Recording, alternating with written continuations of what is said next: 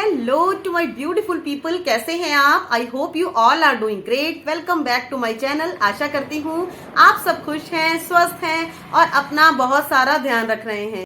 आपने आज के टाइम पे विटामिन ई के बारे में बहुत सारी बातों के विषय में सुना होगा कि इसका ट्रॉपिकल एप्लीकेशन करना और इसे कंज्यूम करना हमारी बॉडी के लिए बहुत ज़्यादा ज़रूरी है। निस्संदेह ज़रूरी है, लेकिन इसे कंज्यूम करने से पहले हमें इसके बारे में कुछ विशेष जानकारी होना बहुत ज़रूरी है। आज इस वीडियो के माध्यम से हम यही जानकारी प्राप्त करने वाले हैं। आशा करती हूँ कि आप वीडियो में टिल एंड हमारे साथ बने रहेंगे और पूरी तरह से समझकर ही इसे कंज्यूम करना शुरू करेंगे। देखिए, विटामिन्स हमारी बॉडी के लिए, बॉडी की नॉर्मल ग्रोथ के लिए बहुत ज़रूरी हैं। चाहे हमारी स्किन की बात करें या हमारे बालों की बात करें, इन दोनों ही चीज़ों के लिए और हमारी बॉडी की संपूर्ण विकास के लिए विटामिन्स बहुत ज़रूरी हैं। इसमें कोई शक की बात नहीं है। विटामिन्स को हमारी बॉडी खुद प्रोड्यूस नहीं कर सकती, इसीलिए हमें इस तरह का बैलेंस डाइट लेना चाहिए जिससे हमारी सारी तरह की विटामिन्स की कमी पूरी हो सके। लेकिन शरीर के लिए विटामिन ई बहुत ही ज़्यादा ज़रूरी है। जैसे कि मैंने पहले बताया कि हमारी स्किन के लिए, हमारे बालों के लिए विटामिन्स गजब का काम करते हैं और अगर हमें इसकी कमी हो जाती है तो हमें ऐसे फूड्स का चुनाव करना चाहिए, ऐसी चीज़ों का चुनाव करना चाहिए जिससे ये कमी पूरी हो जाए। और जिन लोगों को भी बालों से संबंधी प्रॉब्लम्स हो रही हैं या स्किन से रिलेटेड प्रॉब्लम्स चल रही हैं, वो सभी सूट हो जाएं। विटामिन ई क्या है? विटामिन ई एक ऐसा विटामिन है जिसके अंदर एंटीऑक्सीडेंट्स होते हैं जो कि हमारी कोशिकाओं को फ्री रेडिकल्स से होने वाले नुकसानों से बचाते हैं। फ्री रेडिकल्स क्या होते हैं? हम अपने अंदर कोई भी खाना खाते हैं, हमारी बॉडी उसे कंज्यूम करती है, एनर्जी में कन्वर्ट करती है। उस टाइम पे हमारी बॉडी में बहुत सारे फ्री रेडिकल्स हो जाते हैं। उन फ्री रेडिकल्स को ख़त्म करने का काम करता है विटामिन ई। और सूरज की हानिकारक यूवी किरणों के कारण हमारी स्किन के ऊपर दाग धब्बे हो जाते हैं, स्किन सनबर्न हो जाता है, उनसे भी बचाव रखता है विटामिन ई। हमारी स्किन के ऊपर टाइम से पहले झुर्रियां होना, फाइन लाइंस होना, रूखी त्वचा होना, बेजान त्वचा होना या फिर बालों का रूखा सूखा हो जाना विटामिन ई की कमी के कारण ही हो सकता है। इसीलिए अगर हम अपनी स्किन को प्रोटेक्ट रखना चाहते हैं तो इसका ट्रॉपिकल एप्लीकेशन करना या फिर इसे कंज्यूम करना बहुत ज़्यादा ज़रूरी होता है। एक ऐसा विटामिन है जो कि फैट में यानी वसा में घुल जाता है, घुलनशील है। इसीलिए वेजिटेबल ऑयल, अनाज, मांस, अंडे, फल और सब्जियों और व्हीट जर्म ऑयल के साथ साथ बहुत सारे वेजिटेरियन खानों में भी पाया जाता है। इसीलिए अगर आप इसकी कमी को पूरा ना कर सके तो विटामिन ई के सप्लीमेंट के रूप में भी इसे लिया जा सकता है। विटामिन ई हमारी बॉडी की बहुत सारी सेल्स को मजबूत बनाने का काम करता है, प्रोटेक्ट करने का काम करता है, हमारे इम्यून सिस्टम को इस तरह से स्ट्रॉन्ग कर देता है कि ये हमारे बॉडी सेल्स में किसी तरह का संक्रमण नहीं होने देता। साथ ही हमारी बॉडी में प्रोस्टाग्लैंडिन का प्रोडक्शन करता है। ये एक तरह का हार्मोन है जिसके कारण हमारी बॉडी के अंदर की बहुत सारी एक्टिविटीज कंट्रोल में रहती हैं, जिसके कारण ब्लड प्रेशर और मांसपेशियों में संकुचन जैसी परेशानी हमें नहीं होती। ये मांसपेशियों के संकुचन को नियंत्रित करने के लिए जिम्मेदार होता है। इसके साथ ही जब हम एक्सरसाइज करते हैं, कोई हैवी एक्सरसाइज जिम करते हैं, उसके बाद भी मांसपेशियों को ठीक रखने के लिए विटामिन ई की ज़रूरत होती है। इसके अलावा क्रोन डिसीज, सिस्टिक फाइब्रोसिस और लीवर की पाचन मार्ग में जो पित्त रस होते हैं वो स्रावित ना होने के कारण बहुत सारी बॉडी में परेशानियां होती हैं, जिसे ठीक करने का काम भी विटामिन ई से किया जा सकता है। और विटामिन ई के सप्लीमेंट से पाचन संबंधी परेशानियां भी दूर होती हैं। जिन लोगों को कब्ज रहती है या फिर उनका पेट अच्छी तरह से साफ नहीं हो पा रहा, उनके लिए भी विटामिन ई का सप्लीमेंट लेना बहुत ही अच्छा है। जिन लोगों का कोलेस्ट्रॉल लेवल नॉर्मल नहीं रहता, उनमें भी विटामिन ई की कमी देखी जा सकती है, क्योंकि विटामिन ई हमारे कोलेस्ट्रॉल को कंट्रोल करने का काम करता है, बैड कोलेस्ट्रॉल को घटाता है और गुड कोलेस्ट्रॉल को बढ़ाता है। इसीलिए विटामिन ई उनके लिए भी बहुत ही ज़्यादा ज़रूरी है। विटामिन ए 8 तरह के अलग अलग यौगिक का समूह होता है। इसके अंदर इस तरह के कंपाउंड्स पाए जाते हैं जो कि हमारे बालों के लिए, हमारी स्किन के लिए बहुत फ़ायदेमंद होता है। इसीलिए हेयर एक्सपर्ट्स और स्किन एक्सपर्ट्स विटामिन ई का एप्लीकेशन करने के लिए और इसे कंज्यूम करने के लिए सलाह देते हैं। विटामिन ई की कमी से हमारी बॉडी को प्रॉपर ऑक्सीजन नहीं मिल पाती, जिसके कारण बहुत सारी बीमारियां पैदा होने का खतरा बन जाता है। ब्रेन हेमरेज और हार्ट अटैक जैसी गंभीर बीमारियां भी विटामिन ई की कमी से हो सकती हैं। विटामिन ई की कमी से मानसिक विकार होने का खतरा भी बना रहता है। इतना ही नहीं, गर्भवती महिलाओं के लिए उनके भ्रूण के विकास के लिए भी विटामिन ई बहुत ज़्यादा ज़रूरी है।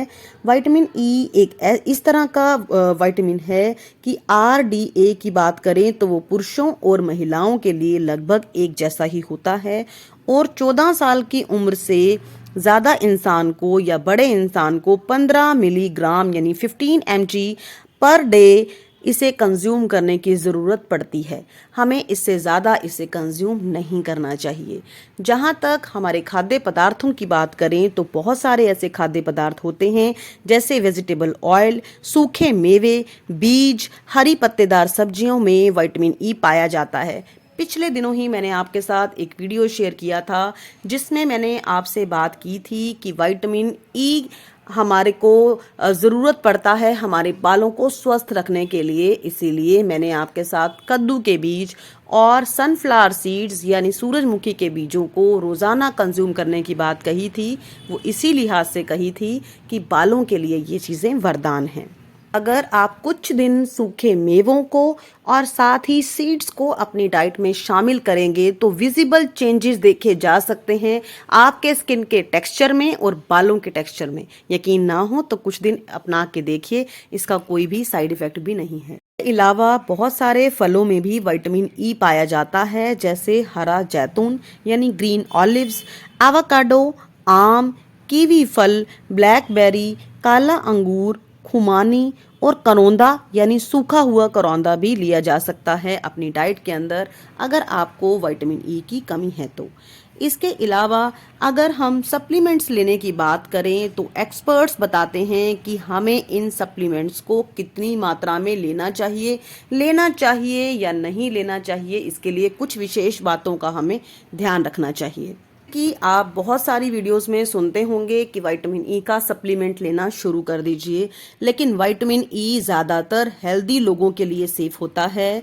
जब कोई इंसान किसी भी तरह की टैबलेट पहले से ले रहा है, कोई दिक्कत चल रही है, बॉडी के अंदर किसी तरह की दवाइयाँ चल रही हैं, तब इनका साइड इफ़ेक्ट्स भी हो सकते हैं। क्योंकि मैंने पहले बताया कि इसे डेली डोज के रूप में सिर्फ 15 mg तक लिया जाता है, और सबसे कॉमन और सबसे सीरियस जो प्रॉब्लम हो जाती है अगर हम इससे ज़्यादा विटामिन ई लेते हैं वो होती है ब्लीडिंग होना।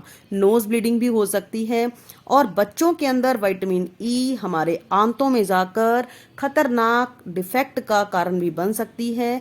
बच्चों को एलर्जी होना, पित्त होना, सांस लेने में तकलीफ होना, होठों और फेस के चारों तरफ जो है रेडिश हो जाना, फेस का लाल हो जाना, जीभ और गले में सूजन हो जाना, ये इस तरह के लक्षण है जिसे देखते साथ ही आपको विटामिन ई का उपयोग करना बंद कर देना चाहिए, और डॉक्टरी सलाह के बिना बच्चों को बिल्कुल भी विटामिन ई नहीं देना चाहिए। बहुत सारी ऐसी कंडीशंस होती हैं कि अगर आपकी दवाई ऑलरेडी चल रही है तो किसी भी दवाई के साथ इस डाइटरी सप्लीमेंट का उपयोग करने से बहुत सारे साइड इफ़ेक्ट हो सकते हैं, बड़ों को भी।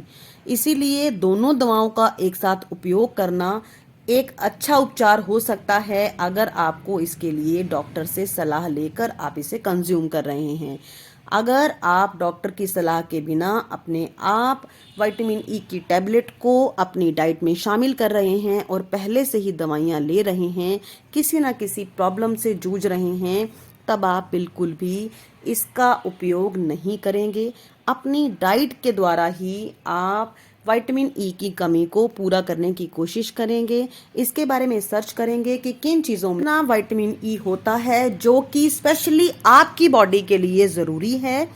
और एक बात मैं आपको यहाँ पर और बता दूँ, अगर डाइट के द्वारा आपकी विटामिन ई की कमी पूरी नहीं हो रही है तो आपको कैसे पता चलेगा? अगर आपकी बॉडी के अंदर विटामिन ई की कमी है तो आंखों की कमजोरी से ही पता लग जाता है।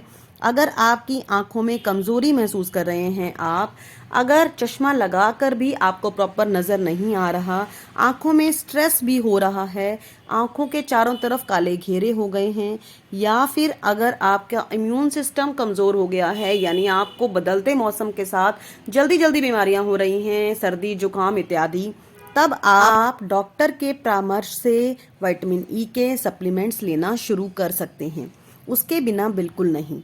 एक बात मैं आपको और बता दूं, अगर हमारे बड़े बुजुर्ग हैं तो आपको सभी दवाओं की एक लिस्ट रखनी चाहिए जिनका आप उपयोग कर रहे हैं, जिसमें डॉक्टर के पर्चे वाली दवाएं, गैर पर्चे वाली दवाएं, हर्बल प्रोडक्ट्स सभी शामिल हों, ताकि आप डॉक्टर से या फार्मासिस्ट से दिखाकर अपने लिए विटामिन ई की सही टैबलेट को ले सकें। इसके अलावा ना तो किसी भी दवा की खुराक को शुरू करना चाहिए, ना दवा लेना बंद करना चाहिए, और ना ही खुराक को बदलना चाहिए। डाइटरी सप्लीमेंट का इस्तेमाल कभी भी खुद नहीं करना चाहिए। इसीलिए मैं आशा करती हूँ कि बहुत सारे लोग आपको डाइटरी सप्लीमेंट्स लेने की सलाह देते हैं, लेकिन डॉक्टर के परामर्श के बिना हमें ये खुराक को, खुराक की मात्रा को, खुराक के समय को बिल्कुल भी नहीं बदलना चाहिए। डॉक्टर की सलाह से ही ऐसा कर सकते हैं। वीडियो अच्छी लगे तो लाइक कर दीजिएगा, और साथ ही अगर आपको चैनल अच्छा लग रहा है, आपके फायदे की बातें आपको पता लग रही हैं, तो प्लीज चैनल को सब्सक्राइब किए बिना मत जाइएगा। साथ ही जो बेल आइकन है उसे प्रेस कर दीजिएगा, ताकि मेरी फर्दर आने वाली वीडियोस की नोटिफिकेशन आपसे मिस ना हो। Thank you so much.